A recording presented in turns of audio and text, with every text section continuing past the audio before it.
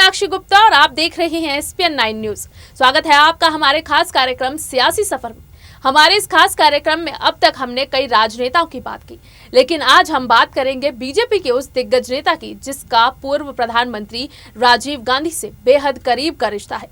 ये वो नेता है जिसका विवादों से चोली और दामन का साथ है। बीजेपी के इस दिग्गज को इसके बेबाक अंदाज के लिए भी जाना जाता है। ये नेता हर मुद्दे पर बेबाकी से अपनी राय रखते नजर आते हैं, फिर चाहे अपनी ही पार्टी के खिलाफ मोर्चा क्यों ना खोलना पड़े। ये दिग्गज कोई और नहीं बल्कि बीजेपी के वरिष्ठ नेता सुब्रमण्यम स्वामी है। चलिए हमारे कार्यक्रम में आज बात करते हैं स्वामी के राजनीतिक जीवन।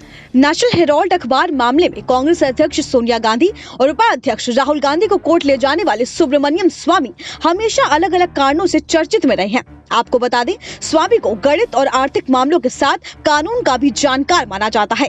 वे कभी पूर्व प्रधानमंत्री राजीव गांधी के करीबी हुआ करते थे तो समय समय पर भाजपा के भी खास रहे। हालांकि अटल बिहारी वाजपेयी ने हमेशा उनसे दूरी रखने की कोशिश की, फिर भी भाजपा के कुछ बड़े नेताओं का उनसे जुड़ाव रहा है। चलिए एक नजर डालते हैं सुब्रमण्यम स्वामी के छात्र जीवन की जिंदगी पर। सुब्रमण्यम स्वामी का सपना अपने पिता की तरह गणितज्ञ बनने का था। गौरतलब है कि उनके पिता सीताराम सुब्रमण्यम प्रसिद्ध गणितज्ञ थे। सुब्रमण्यम स्वामी ने हिंदू कॉलेज से गणित में स्नातक की डिग्री ली। इसके बाद वे आगे की पढ़ाई के लिए भारतीय संस्कृत इंस्टीट्यूट कोलकाता चले गए। स्वामी ने सांख्यिकी पर शोध भी किया। उन्होंने 1963 में एक शोध पत्र लिखा था। इसमें उन्होंने बताया था कि महानालोबिस की सांख्यिक गणना का तारीख मौलिक नहीं है बल्कि ये पुराने तरीके पर भी आधारित है। सुब्रमण्यम स्वामी ने महज 24 साल की उम्र में ही हार्वर्ड विश्वविद्यालय से PhD की डिग्री लेकर हासिल कर ली थी।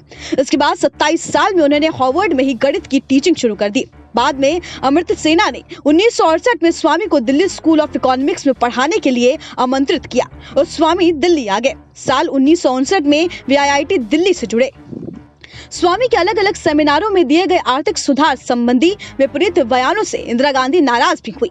बाद में उन्हें दिसंबर 1972 में IIT दिल्ली की नौकरी से बाहर कर दिया गया। आपको बता दें, लगभग यहीं से स्वामी की अदालती लड़ाई का दौर शुरू हो गया।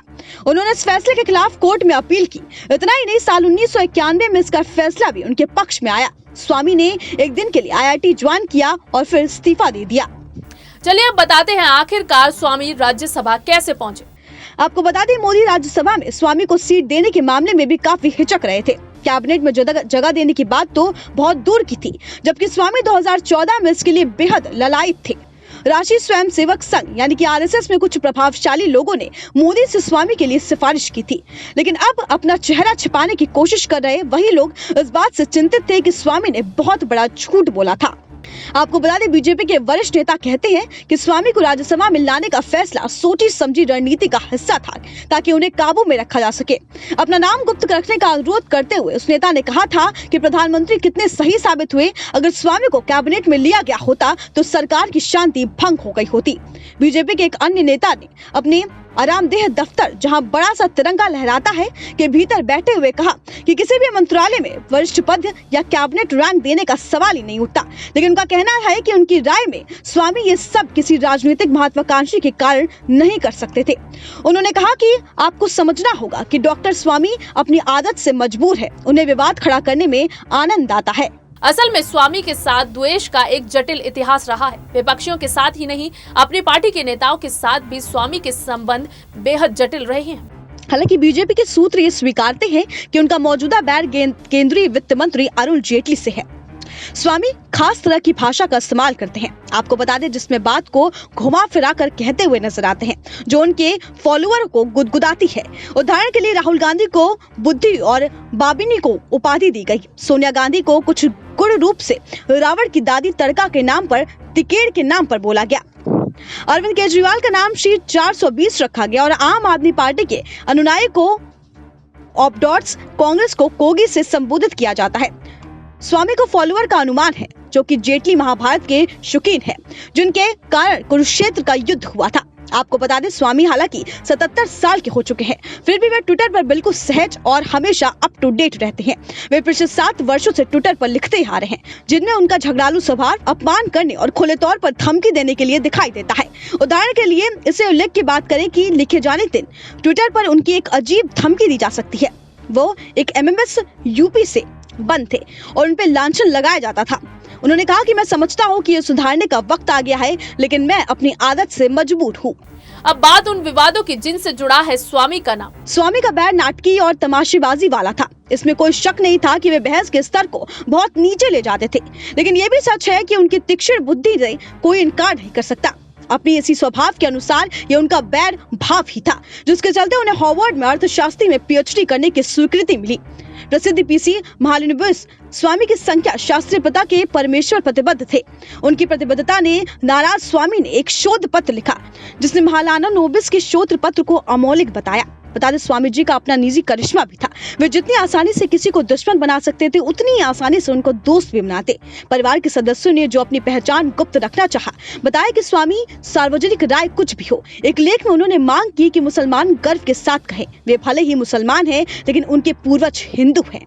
सुब्रमण्यम स्वामी अपने निजी रिश्तों को लेकर भी काफी चर्चा में रहते हैं। उनके निजी संबंधों में भारत की विभिन्नता नजर आती है। आपको बता दें, उनके निजी संबंध भारत के विविधता का दर्शन कराते हैं। उदाहरण के लिए स्वामी की पत्नी पारसी है, उनके दामाद मुस्लिम हैं, जैसे कि स्वामी खुद कई बार इंटरव्यू में कह चुके हैं कि रिश्ते में उनकी एक बहन ईसाई है और एक रिश्ते में उनके भाई यहूद हैं। यानी कि हालांकि ये बातें उनकी सार्वजनिक रूप से लिए गए रुख को हल्का नहीं करती, लेकिन उन्हें अजीब तो बताती है। इन बातों को देखकर ये लगता है कि वे अपने राजनीतिक फायदे के लिए ऐसा रुख अख्तियार करते हैं, न कि अपनी सोच के कारण। आखिरकार कई व्यक्ति इतनी गंभीरता से कैसे भला बात कर सकता है। अब डैन ब्राउन के अभी विंच कोर्ट के प्रशासन और ओपस डे के संगठन के बारे में इसके खुलासे के बाद हिंदुओं को विदेशी ईसाई मिनिस्ट्री को लेकर सावधान किया जाना चाहिए। उन्होंने कहा कि ये वाक्य हिंदू अंडर सीज है, द वे आउट से लिया गया है। यह हर आनंद पब्लिकेशंस द्वारा 10 साल पहले स्वामी की लिखी गई एक किताब का हाल ही में प्रमोशन था।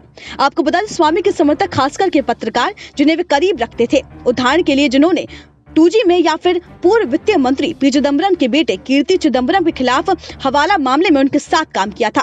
वो कहते हैं कि वो सीधी बात करने वाले व्यक्ति हैं, उनका कोई स्वार्थ नहीं है, लेकिन रिकॉर्ड बताते हैं कि ऐसा नहीं है।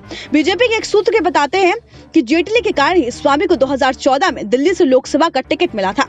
यही कहानी सही है या गलत, स्वामी को शायद इस पर यकीन है, इसलिए वे वित्त मंत्री के पीछे पड़ गए। इसके अलावा जेटली के पास में मंत्रालय है जो स्वामी हमेशा से अपने लिए चाहते थे। जेटली पर सीधा निशाना लगाने में बचते हुए स्वामी अपने ट्विटर के हथियार का सहारा लेना ज्यादा पसंद करते हैं। भारतीय अधिकारियों के बारे में उनकी टिप्पणी के वे पश्चिमी कपड़ों में वेटर लगते हैं, मास्टरपीस थी और जेटली के ऐह को चोट पहुंचाने वाले और उनके हास्यास्पद बयान देने वाले थे, जिसके बाद जेटली को प्रधानमंत्री और बीजेपी अध्यक्ष से शिकायत करनी पड़ी। Bureau report, SPN 9 news. सियासी सफर में फिलहाल के लिए बस इतना ही। अगर आप किसी और राजनेता के बारे में जानना चाहते हैं तो हमें कमेंट बॉक्स में जरूर बताएं, और अगर आपको हमारा ये वीडियो पसंद आया है तो इसे लाइक, शेयर एंड कमेंट जरूर करें। साथ ही साथ हमारे चैनल SPN 9 न्यूज को भी जरूर सब्सक्राइब करें।